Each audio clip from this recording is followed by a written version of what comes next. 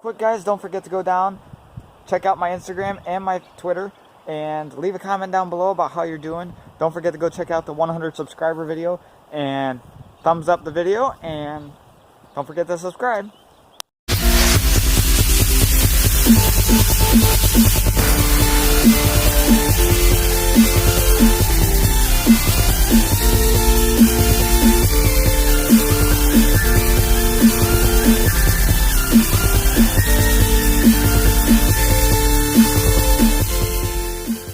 Here's a quick disclaimer, guys. Make sure that the machine that you are working on has the circuit that I'm describing, which is an A circuit. If not, check your owner's manual and other videos online. When I work on the Ford 901, I will be releasing a B circuit and how to polarize that. Most of the time, your manual will contain the information you need. You will need a roughly 1.5 foot to 2 foot wire and a 7/16 wrench in the case of the Cub Cadet 107. An A circuit is different from a B circuit, and you need to find out your difference on your circuit. This system is an A circuit, so I'm going to quickly describe an A circuit so that you guys can click off the video and go do whatever it is you plan on doing. We have a 12 volt battery here with a voltage regulator and a generator. What essentially needs to happen is you need to take the field terminal, disconnect the field terminal from the generator, which is always marked F. You need to take the nut and off, and then take this off, the wiring off, and make sure it is not touching any part of the machine, whether it be the generator or the engine itself. So what you need to do, in this case, this is a 7/16 inch nut. Take this off, take the lock washer off, put them off to the side so you know where they are. Disconnect the wire, make sure it's not touching anything metal. I used a 2-foot piece of Romex wire. It's the hot side of the Romex cable.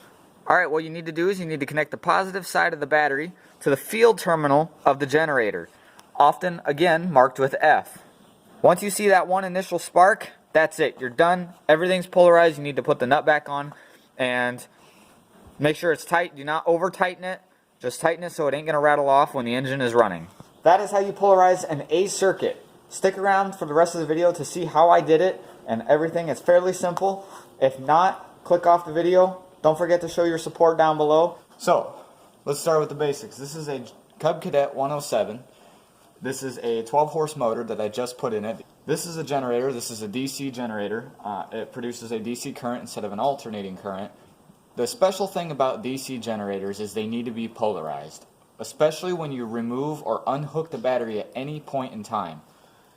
This is especially important because when you polarize a generator, you're lining the poles up on the generator, inside the generator, so that the generator is on the same pole that the battery and the regulator is on. It can cause damage to terminals, to the regulator, which is an external voltage regulator, and it can even damage the brand new generator you just put in. Or it can damage the brand new battery you just put in. Alright, now that we got the hood popped, this can be the same for pretty much anything that has a generator, with tractors, cars, anything that's old that has one of these generators. It doesn't have to be this specific generator, but a generator if it's a DC system.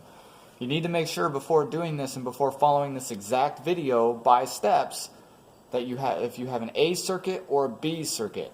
I, in this instance, have an A circuit. So, I'm going to be following the A circuit instructions. Hey guys, we're back. I let some light in. First thing you're going to need is a 7/16 wrench. Now what I like to do, before touching anything electrical on an old system that has a coil, I like to take the key out and set it somewhere where I can see it.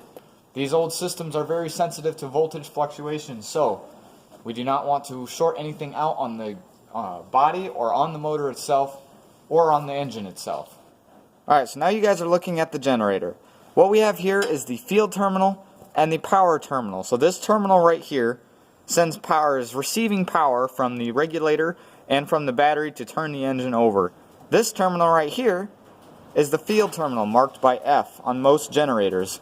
What we want to do is disconnect the wire from this so we don't get any back feed back into the regulator. Make sure again that the key is out, the electrical system is dead, the battery is hooked up to the system, and that you do not touch these two terminals at the same time with any wrench, just in case the system is live from a shorted switch. Take your 7/16 wrench and loosen the terminal on the generator. Again, be careful not to touch the two. All you're going to do is take the nut off, set them in a place where they are not going to fall or get lost. Next, you're going to want to take the wire off the terminal. Now we have the field terminal disconnected from the voltage regulator.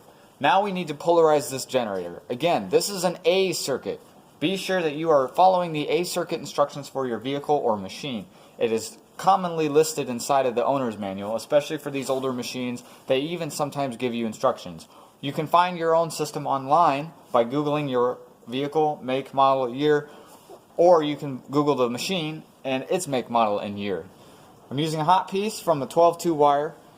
What I'm going to do is I'm going to connect this to the positive terminal of the battery and keep this end clear from anything. Make sure that it is not touching anything on the ground, because the first thing it's going to do is touch this frame and go straight back into the battery or into another electrical component. There are a few on this machine, but all of them are extremely sensitive to voltage. So make sure the battery is fully charged at 12 volts. I recommend putting it on a battery tender or a battery charger for a few hours. Battery tender overnight, battery charger for a few hours, just to make sure that the battery is fully charged. You need to make sure that the battery terminal that you're connecting to is positive, up here. That way, you're not grounding out the generator or any other component in the system. I'm going to touch the one end, keep this end clear. I'm going to touch one end to the positive side of the battery. Next, I'm going to take this end and touch it to the field terminal of the generator. When you see this spark, you are done. Here we go, and alright, you saw that? One quick spark, that's all it took. Now the generator is completely and totally polarized to the battery. All you need to do is just make sure it's nice and snug